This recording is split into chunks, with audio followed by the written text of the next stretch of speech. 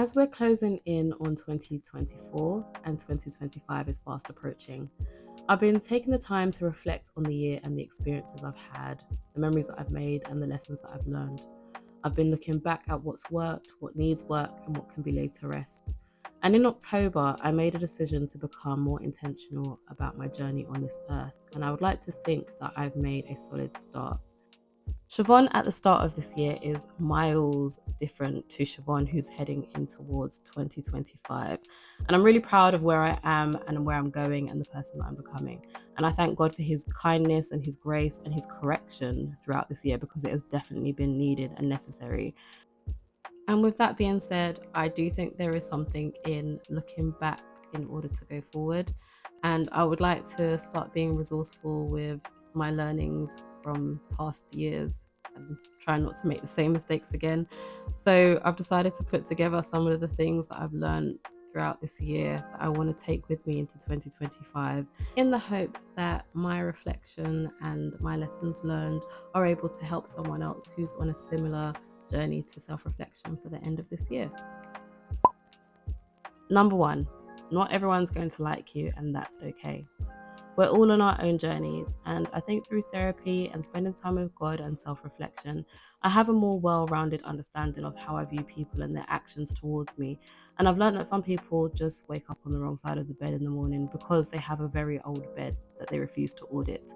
And instead of waking up and looking at how they can try and improve on their life circumstances, they would rather look at the world and be mad at the world. I know this point isn't about trying to get a new bed. It's about understanding that some people just have stuff going on in their life and haven't reached a level of emotional maturity yet to be able to regulate those big feelings, and instead they take it out on the world. And it just so happens that sometimes you are collateral damage and it sucks. And in cases like this, I've been trying to learn to not take things so personally when people appear to have an issue with me, because oftentimes it's not so much that they have an issue with me, but more they have an issue with their self. And that's not to say that I can't take responsibility if I know that I've done something to someone. But in this particular circumstance, I'm talking about the people that seem to have a problem with you for no reason. And I feel like in previous years, when I come across people like this, it would trigger me in a way that would cause me to become a super people pleaser, trying to fix whatever issues I felt like they had with me. And it just seemed like no matter what I did, it was never enough. And I still have a habit of doing this now, but I am so much more self-aware that some people are just not going to like me, and it's not on me to try to fix whatever issue I think that they might have with me. But it is my responsibility to choose how I act and how I choose to carry myself. And I can either be downcast or I can hold my head up high and continue to work on myself. So that's definitely something that I'm going to be actively working on for 2025. Number two, a bad situation that brings you closer to God is way better than a good situation that takes you away from Him. This is something that I heard recently, and it couldn't be any more true. Earlier this year, I was so comfortable in living in a messy situation that I actually started to believe that it was good. And fear told me that anything else, any other situation, was a bad situation. But God clearly had other plans. And it wasn't until He took those things away from me, the things that I thought were good, that I really started to experience what goodness really was. And I found peace and joy in places that I was trying to run away from. I never really understood terms like there's purpose in pain and there's joy in suffering, but I'd like to think that I do now. And this is something that I'll be taking with me in 2025, that I don't need to hide from hard things or suffering, because it's in the suffering that I've drawn closest to God in my life and felt Him refine me, give me wisdom, and build my character.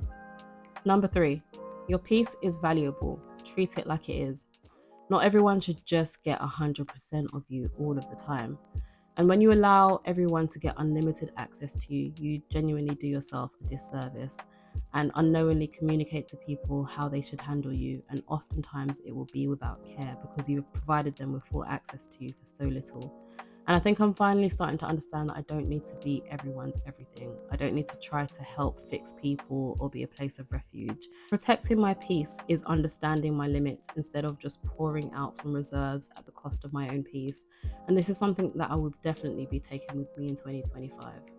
And lastly, number four, less is more. We often go through life praising busyness, constantly wanting to be outside or wanting to do something or be booked and busy. And while these things are great in moderation, an important question that I've been trying to ask myself is why? Why am I constantly seeking distractions? Why do I want to scroll my phone all of the time?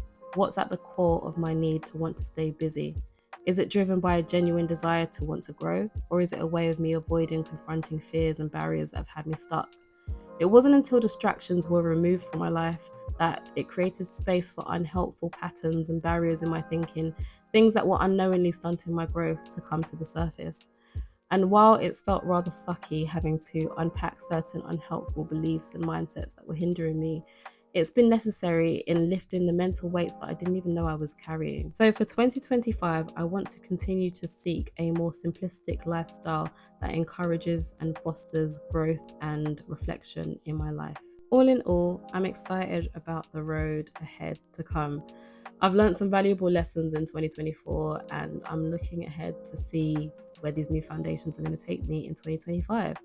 Looking back, I feel like there's been so much pruning that's happened in my life, especially of branches that weren't bearing any fruit.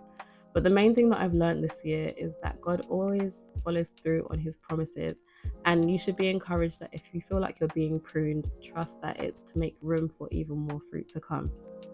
Well, that's everything from me. Thank you for watching the video. Don't forget to like, comment, and subscribe. I hope you have an amazing rest of the week and get all the things done. And if you can't get the things done, write a list. Do it tomorrow. Peace.